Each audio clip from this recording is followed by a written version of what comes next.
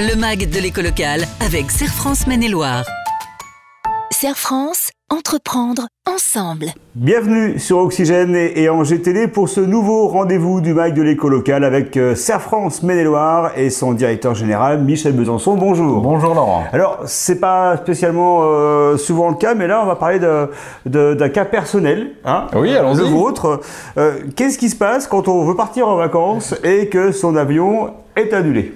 Alors, effectivement, c'est un cas particulier. Je vais faire un retour d'expérience et en lien avec la législation qui peut permettre peut-être à un certain nombre des auditeurs qui sont présents derrière l'antenne. C'est la période. C'est la période. Ils vont prendre l'avion. On sait déjà, la première chose, c'est qu'il va y avoir un petit peu plus de monde avec moins de personnel. Donc, il se pourrait qu'il y ait un petit peu de tension sur les volumes. Et donc, il se peut aussi que des compagnies puissent engager, on va dire, ou entraîner un retard ou une annulation, ce qui est deux choses un petit peu différentes, mais qui sont traitées dans le principe de la même manière. Ce qu'il faut savoir, c'est que donc on peut se faire rembourser. On peut effectivement se faire rembourser. Alors, le remboursement, la première des choses à savoir, c'est que si c'est à votre initiative et que vous n'avez pas souscrit d'assurance et que dans les assurances, vous n'êtes pas dans les cas, autant vous dire que là, c'est pour votre pomme.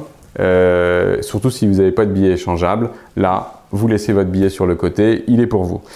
Si par contre c'est du fait de la compagnie, évidemment il y a des choses à savoir. C'est que si vous êtes sur une annulation, ce que j'ai effectivement vécu par une compagnie low cost française, on va dire ça comme ça, on va pas la nommer, avec un niveau de service client dont je peux témoigner qui était très bon. Et dans le principe, évidemment, il doit vous réacheminer, donc vous affrétez un nouveau vol sur la destination finale, ça c'est la première des choses.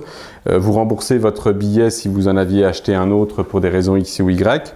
Et puis, versez une indemnité forfaitaire de 250 € pour les vols de moins de 1500 km, donc pour faire simple, région Europe, 400 € pour les vols intracommunautaires ou les vols entre 1500 et 3500 km et 600 € pour les autres vols qu'on considérerait plutôt moyens et long courrier. Donc c'est quelque chose qui fonctionne et c'est par nombre de passagers. Hein, donc si vous voyagez à deux, vous avez un remboursement, vous allez en Espagne, vous avez un remboursement de 500 € forfaitaire qui couvre vos frais d'une manière générale, en plus évidemment d'être réaffrété sur un autre vol que vous ne payez pas. Quels sont mes droits si le vol est seulement retardé? Voilà, alors sauf circonstances extraordinaires, c'est là où on est sur les conditions météorologiques, un volcan, oui, on a connu, risques liés à la sécurité, des grèves qui ne font pas partie, les grèves ne font pas partie, on va dire, d'un vol retardé et qui donne droit à indemnisation.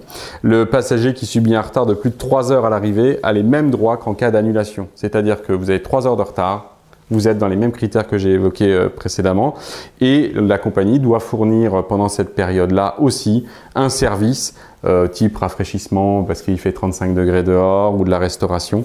Donc c'est aussi pris en charge par la compagnie. Que se passe-t-il si nous sommes victimes de surbooking? Ça arrive effectivement, la notion de surbooking. Alors le surbooking, pour ceux qui ne connaîtraient pas, le surbooking, c'est que la compagnie, pour optimiser ses volumes, a vendu 190 places et qu'il y en a 180 dans l'avion et qu'elle se dit qu'il y a 10 personnes qui vont pas venir, ce qui arrive aussi. Et donc ils optimisent, on va dire, leur avion. Alors si je viens… Et que là, la première des choses, c'est que la compagnie va vous proposer, dans ce cadre-là, en tant que volontaire, de vous réaffréter soit sur un autre vol, soit vous passez en business ou ce genre de choses. Donc va vous proposer tout simplement une logique de compensation. On va vous proposer une nuit d'hôtel ou 2 nuits d'hôtel en plus qu'elle va prendre en charge et puis elle va vous réaffréter sur un vol. Et donc là, vous pourrez accepter ou non. Si vous refusez, vous avez le droit donc à une indemnisation encore de 250 à 600 € en fonction de la distance du vol, exactement le même principe et sur lesquels vous pourrez évidemment faire la demande. Donc pour procéder au remboursement, d'une manière générale, pour l'avoir vécu, on pourrait estimer que c'est la galère. Je peux le témoigner que ça n'a pas été du tout le cas, compte tenu que mon vol a été annulé, on a été mis il y a eu un petit problème dans l'aéroport au-delà de ça, mais en dehors de ça, la compagnie à distance mettait un numéro WhatsApp, permettait de communiquer en direct, répondait à toutes nos questions, a mis un hôtel à disposition. Enfin, faut savoir que, alors, j'ai peut-être eu une bonne expérience, mais il y a aussi du très bon travail qui est fait. Ils sont des fois dépendants de choses qu'ils ne maîtrisent pas.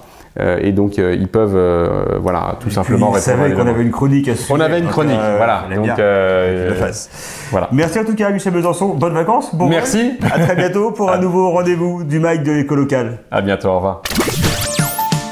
Le MAG de l'éco-local avec Serre France Maine-et-Loire.